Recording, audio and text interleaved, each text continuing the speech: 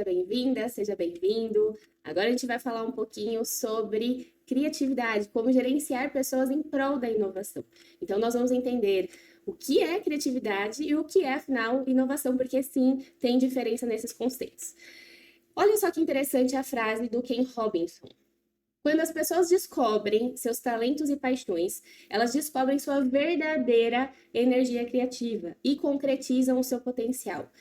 E aí você me pergunta, bom, mas como que eu descubro qual que é a minha paixão, o meu talento? E não há outro caminho senão experimentando, experienciando o mundo. Então, se eu sei que eu gosto de sorvete de chocolate e não gosto de sorvete de abacaxi, é porque eu experimentei. Eu não posso falar que eu não gosto de uma coisa se eu nunca experienciei isso. Eu posso ir acumulando conhecimento, ler sobre o sorvete de abacaxi, ler sobre o sorvete de chocolate, mas eu vou ver o meu coração vibrar da hora que eu realmente experimentar, ou o meu nariz torcer na hora que eu experimentar o sabor que eu não gosto.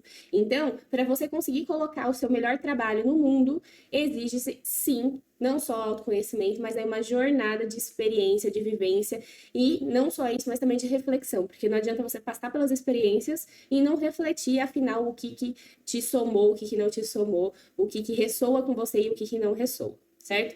Criatividade é, portanto, tem 3 palavrinhas-chave aqui que juntas definem o que é criatividade, que é processo. Então, criatividade é, sim, um processo. Tem uma conotação de originalidade, então quando a gente pensa numa pessoa altamente criativa, a gente sempre pensa que é uma pessoa original, que ela consegue trazer ideias e tangibilizar essas ideias para o mundo material mesmo, na vida cotidiana, e valor. E esse valor é o nosso gancho com relação aos talentos e paixões. Então, o valor, ele vai agregando ao processo à medida que eu sei aquilo que eu consigo colocar mais energia, aquilo que faz sentido para o meu universo enquanto pessoa.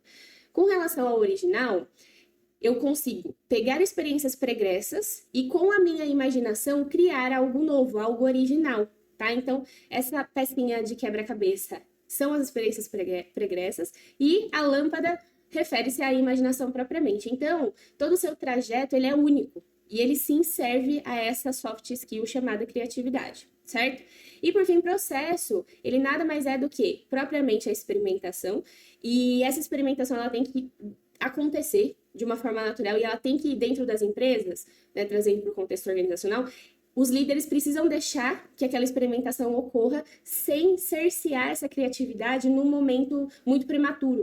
Então, ela tem que acontecer, a avaliação tem que acontecer, sim, de forma quebrada, com certeza, né? Porque à medida que a gente tem ali recursos envolvidos, a gente precisa canalizá-los da melhor maneira possível e ir otimizando isso. Então, se tem uma experiência que não tá dando bons frutos, é bom que a gente já maneje ali o percurso daquele experimento. Mas precisa acontecer no tempo certo, senão eu acabo abafando aquele valor que vai surgindo, vai emergindo com a experimentação. E uma coisa muito interessante que o próprio Ken Robinson fala é que sentimentos são formas de avaliação. Então, você se escutar, você trazer essa questão do sentimento, poxa, eu fiquei feliz, não, eu fiquei com raiva, não, eu fiquei entediado, são coisas que te ajudam a clarear o caminho, a trazer clareza mental para que você, sim, possa colocar uma luz nesse trajeto. Como que eu posso ser criativa, então? Em termos práticos, pensa no conto do Patinho Feio. A gente tem lá o Patinho, que não achava a sua turma, e ele era sempre muito julgado e tudo mais, e a gente tem a ilusão de que nós somos sozinhos dentro das nossas paixões, das nossas perspectivas de vida. Às vezes ninguém pensa como a gente, mas sempre existirá um grupo de pessoas, um movimento. A gente não precisa criar as coisas do zero. A gente pode, sim, e deve se associar a coisas que têm ressonância com a gente. E aqui, gente, um ponto muito importante. Essa ressonância depende de você tomar o mundo como um laboratório, como a gente vem falando desde o início da aula, e isso exige tempo. Então, existe sim um elemento de paciência muito importante para que você traga dentro da sua experiência. E isso extrapola, com certeza, os limites da empresa, do seu emprego, da sua carreira profissional. Então, isso é para a vida, tá? Com relação à inovação, a inovação, ela nada mais é do que a criatividade aplicada. Então, a inovação, ela pode ser de produto, eu crio um produto novo, ou de processo, eu faço, de repente, uma automação de processo, então estou fazendo uma inovação de processo, faço um design to be, bom, é desse jeito, mas como que poderia ficar melhor? Vou trazendo soluções para fazer isso acontecer. De modelos de negócio, Então, a exemplo de bancos digitais, fintechs que têm surgido e que nada mais são do que novos modelos de negócio que se apropriam ali dessa dinâmica do mercado financeiro e conseguem propor soluções. Às vezes são as soluções para problemas conhecidos, na verdade, na maior parte das vezes, só que com uma solução diferente, com um caminho que o cliente possa ali percorrer de uma forma mais orgânica, mais fluida. E também inovação de marketing. E qualquer que seja a inovação, né, dentro dessas 4 categorias que a gente acabou de falar, tem 3 coisas que são críticas, que são pessoas, processos e recursos.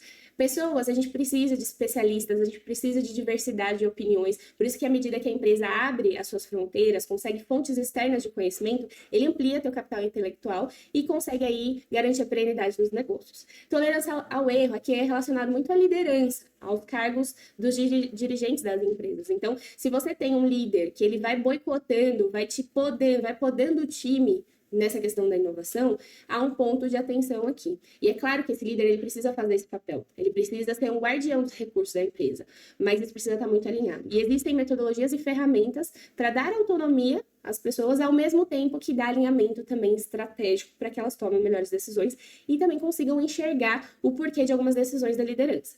Processos, tempo alocado, né? E também como que a gente consegue criar sinergia a partir dessa aproximação, colaboração com outras áreas da empresa ou até mesmo com outras empresas dentro de um ambiente de inovação ou até um arranjo local de produção. Enfim, são várias as possibilidades. E aqui o processo, ele suscita essa questão de como. Então, eu tenho o quê, que é um produto, um serviço, como que eu faço isso, que nada mais é que esse processo, e o porquê que eu faço isso, e o porquê geralmente ele vem com essa perspectiva bastante humana. Então, acaba fechando aqui a questão de pessoas também. E, por fim, recursos, que aqui a gente precisa ter bastante resiliência para a gente fazer o melhor com aquilo que a gente tem, tentar pensar de outras perspectivas para conseguir entregar o melhor valor possível, e tentar pensar fora da caixinha também, porque hoje a gente tem uma gama de tecnologias e vai depender de pessoas, vai depender da gente empregá-las, a gente empregar a tecnologia em prol da nossa vida, enquanto sociedade, enquanto comunidade. E, por fim, custo psicológico, aqui não só com relação ao orçamento, tá? Então, quando você tem um funil de inovação muito claro, as pessoas acabam entendendo, compreendendo o porquê, de repente, o seu projeto não foi aceito, foi deixado de canto, enfim. Quanto maior esse ladder, vamos dizer assim, de projetos for claro, melhor, tá? Por fim, eu vou deixar 2 indicações de leitura. Essas 2 indicações são bem bacanas. Inclusive, tem um título do Netflix com relação ao como o cérebro cria. E esse outro livro do Sir Ken Robson também é bem interessante quando você pensa em criatividade e inovação. Tem um TED Talk dele, inclusive. Eu sugiro que vocês deem aí uma bugada e busquem um pouquinho mais sobre o assunto. Foi um prazer estar com vocês e até a próxima.